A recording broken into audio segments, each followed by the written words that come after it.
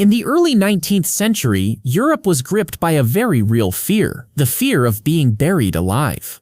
Medicine was advancing, but slowly. Doctors did not have the tools or technology to properly confirm death the way we do today. A faint heartbeat could be missed, shallow breathing mistaken for its absence. Comas, seizures, catalepsy, or even severe fevers could leave people in death-like trances. And so terrifyingly often, people were declared dead when they were not.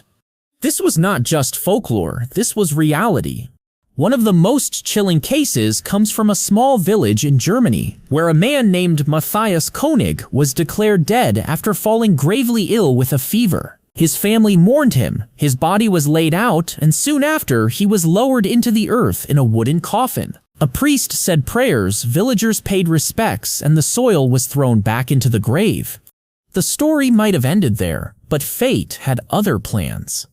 A few days after the burial, strange noises were reported near the cemetery. Some villagers claimed to hear muffled cries at night. Others dismissed it as superstition, the product of fear and imagination. But then, a gravedigger passing near Konig's resting place heard it too, a weak rhythmic pounding, almost like fists striking wood. Shaken, the digger rushed to the authorities, who reluctantly agreed to investigate. By lantern light, they dug up the fresh grave. The earth gave way quickly, and soon the coffin was uncovered. What they found when they pried it open shocked them all. Inside lay Matthias Konig, his body twisted in unnatural ways, his fingernails torn and bloodied from scratching the coffin lid. His face was frozen in an expression of pure horror, his mouth wide open in a scream that had never been heard. He had woken up, trapped in the coffin, and in desperation tried to claw his way out, but no one had heard him in time. The villagers recoiled in terror. What they had feared most was true. He had been buried alive.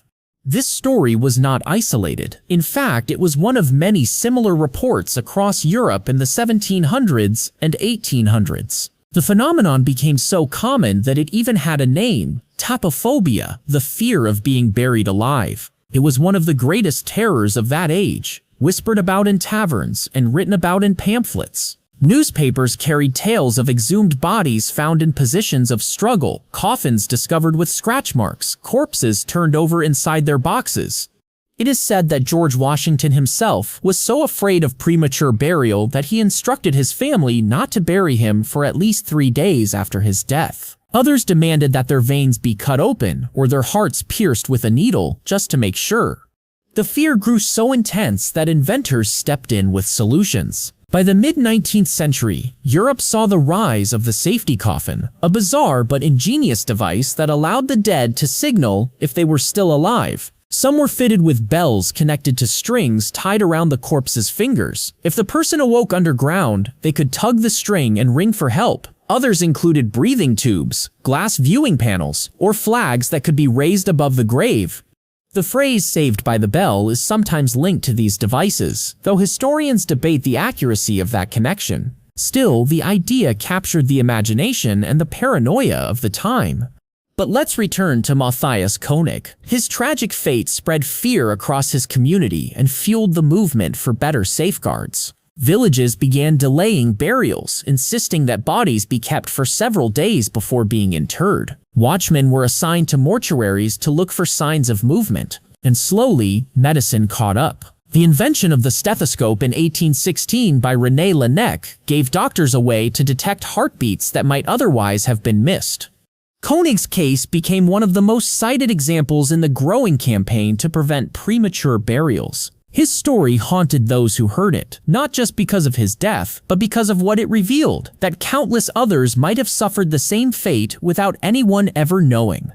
And while modern medicine has nearly eliminated the risk, the fear has never completely vanished. Even today, rare stories surface of people declared dead who later revive, sometimes on the autopsy table, sometimes in the morgue. These cases are extremely rare, but they remind us that the line between life and death is thinner than we'd like to believe.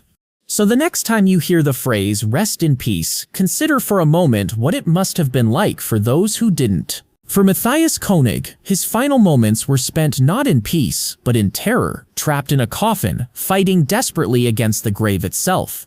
His story is a chilling reminder of just how fragile human life and human certainty can be.